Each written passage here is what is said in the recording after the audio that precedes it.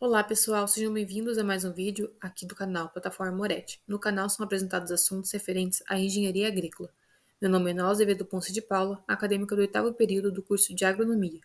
E hoje trago para vocês este vídeo referente a estratégias de conservação e gestão de água em bacias hidrográficas, práticas e políticas para conservar a água e gerir de forma sustentável as bacias hidrográficas.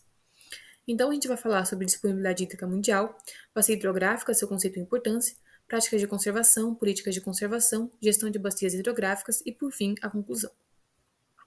Então, falando sobre disponibilidade hídrica mundial, a quantidade de água no mundo é de 1,386 quilômetros cúbicos, que permaneceu constante nos últimos 500 milhões de anos.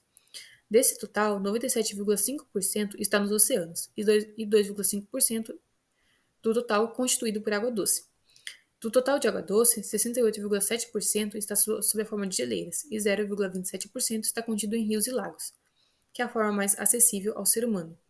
Da água total do mundo, 0,0007% é o que está facilmente disponível. Aqui a gente tem um gráfico e uma tabela para mostrar então esses valores. Então a gente pode perceber que o volume de água doce ele é muito inferior quando comparado à água salgada, o que significa que a distribuição ela ocorre de forma desuniforme, o que chama atenção para a necessidade de uma gestão eficaz dos recursos hídricos. No Brasil, a gestão dos recursos hídricos ela é realizada por bacias hidrográficas. Então, a bacia hidrográfica ela é a unidade territorial de planejamento dos recursos hídricos. Bom, então o que é bacia hidrográfica? O seu conceito.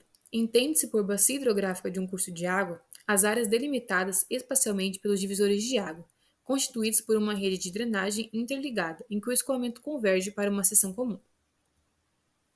Então aqui a gente tem duas imagens das bacias hidrográficas. Então elas são constituídas de três elementos fisiográficos, que é o divisor de águas, que como foi anteriormente falado, ele é o que delimita a bacia hidrográfica, sendo o ponto mais alto, representando um limite geográfico. A gente tem também a seção de controle, que é o local por onde parte da água captada na bacia é drenada, e a rede de drenagem, que constitui-se de todos os drenos da bacia. Então, após falar sobre o conceito de bacia hidrográfica, a gente vai falar um pouco sobre a sua importância. Então, dentre as importâncias que podem ser citadas está a análise geomorfológica e da paisagem. Então, a bacia hidrográfica ela é entendida como a área de drenagem do escoamento superficial que alimenta um curso de água, servindo como referencial para o planejamento ambiental e propostas de reestruturação regional. Além disso, a gente pode falar sobre a gestão dos recursos hídricos e a sua relação com a bacia hidrográfica. Então, conhecer a disponibilidade de água, tanto em qualidade quanto em quantidade, é essencial para o projeto de planejamento dos recursos hídricos. E a bacia hidrográfica ela também está relacionada à saúde pública e ao saneamento. Isso porque a qualidade de água da bacia ela impacta diretamente na saúde humana, visto que a degradação da qualidade de água ela afeta diretamente o custo de saneamento para o abastecimento público. Então, a legislação de proteção dos mananciais protege as bacias hidrográficas utilizadas para o abastecimento, proibindo usos de solo que comprometam a qualidade de água. Então, a bacia hidrográfica ela é a unidade territorial fundamental para a implementação da Política Nacional de Recursos Hídricos e para a atuação do Sistema Nacional de Gerenciamento dos Recursos Hídricos. Para pensar, então, no gerenciamento dos recursos hídricos, a gente tem que pensar primeiro em conservação. Então, para conservar uma bacia hidrográfica, a gente tem que considerar os elementos ambientais, culturais, sociais e econômicos no qual ela está inserida. E o objetivo da conservação é apresentar técnicas que contribuam para um uso mais racional das terras em busca da sustentabilidade, preservando tanto a água quanto o solo. Bom, então quais são as práticas de conservação que podem ser adotadas na bacia hidrográfica? Então, muitas das práticas de conservação que vão ser faladas está relacionado ao manejo de solo. Isso porque a conservação da água e do solo ela está intimamente relacionada, pois o solo ele é considerado a caixa de reserva de água. Então, dentre as práticas de conservação que a gente pode falar, entre elas está as que buscam reduzir a erosão e o assoreamento. Então, dentre essas práticas, tem as práticas mecânicas, que são os terraços e canal escoadouro, e tem as práticas vegetativas, que é a cobertura morta.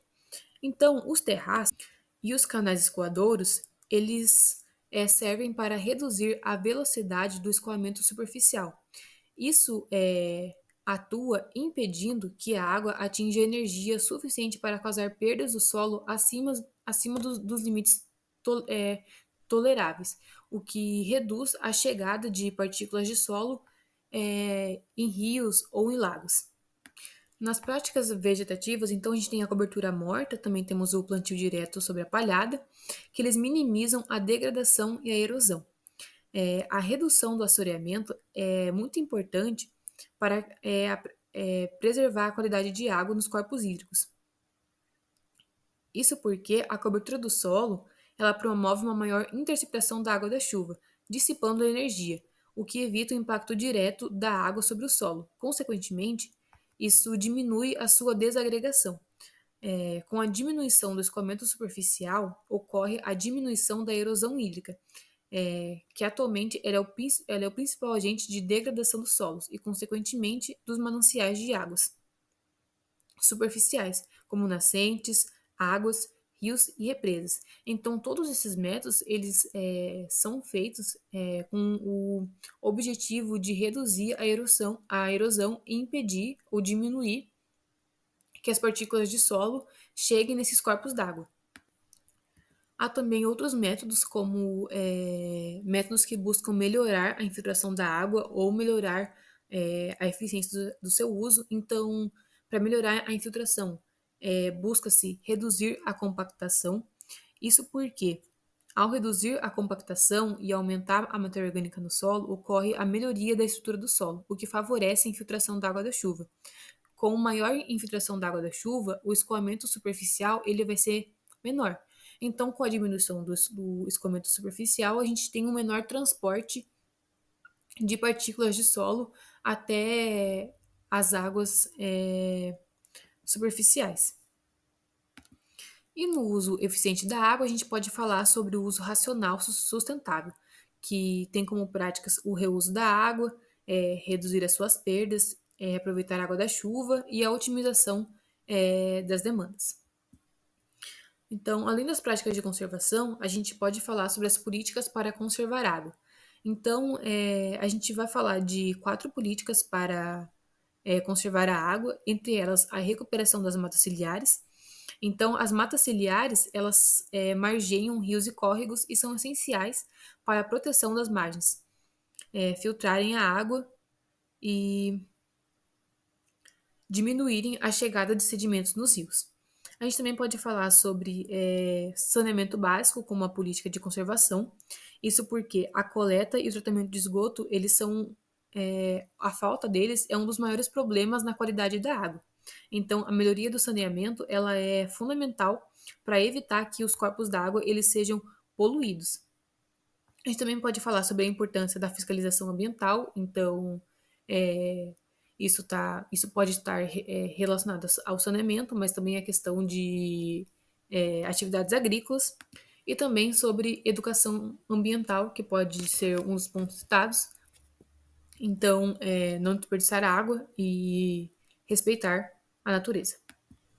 Além das políticas para conservar água, a gente tem as políticas para gerir as bacias hidrográficas, que são as políticas públicas que estão relacionadas à legislação. No Brasil, a gente tem diversas leis que falam sobre os recursos hídricos.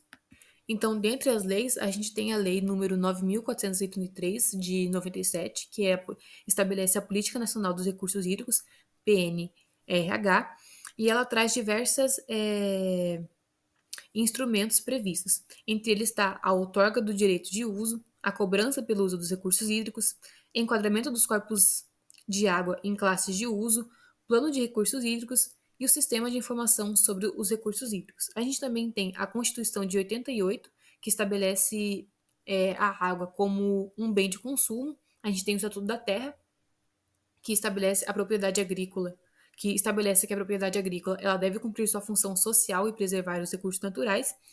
Temos também a Lei das Águas, que é a Lei número 9.43 de 77, que considera a bacia hidrográfica como unidade de gestão dos recursos naturais. E também temos a Agência Nacional das Águas, que foi criada em 2001. Ela é a entidade operacional do sistema com responsabilidade pela implantação da Política Nacional dos Recursos Hídricos e que detém o poder outorgante da fiscalização e de cobrança do uso da água. Então, após falar sobre as práticas de conservação e as políticas de conservação, a gente vai falar sobre a gestão da bacia hidrográfica. Então, a gestão ela é um conjunto de ações integradas para preservar os recursos hídricos e o seu uso, com o propósito de atender à necessidade de água pela sociedade. Ela necessita de um conjunto mínimo de instrumentos, como base de dados e informações socialmente acessível, a definição clara dos direitos de uso, o controle dos impactos sobre os sistemas hídricos e o processo de tomada de decisão. Na prática, o sistema de gestão ele depende de instrumentos que possam ser desenvolvidos e aplicados de forma a atender às expectativas e os desejos da comunidade nos limites impostos pela aptidão natural das bacias hidrográficas, e tem como desafio a harmonização das condutas dos diferentes agentes. Então, a gente conclui que a elaboração do planejamento conservacionista em bacias ele vem ao encontro das necessidades atuais, sendo um conjunto de recomendações a ser seguido na exploração de uma propriedade agrícola compatível com a capacidade de uso da terra, que especifica as práticas mais adequadas para a manutenção ou melhoramento dos recursos naturais, como solo, água e vegetação. Aqui a gente tem as referências, algumas das que foram usadas, e é isso. Obrigada pela atenção.